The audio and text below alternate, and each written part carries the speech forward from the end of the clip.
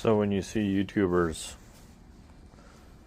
wood shop or garage, it's all perfect and sawdustless. Well, unfortunately, mine doesn't look that way. Still working on my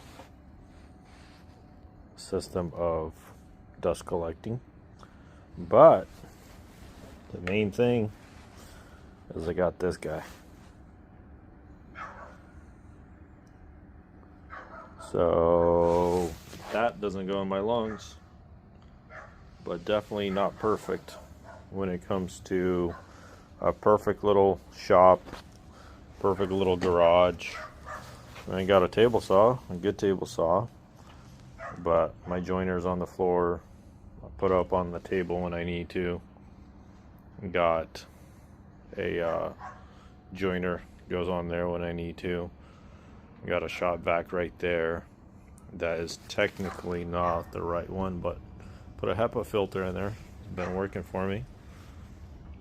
So yeah, not many garages out there, quote unquote shops. Right there's a project and working.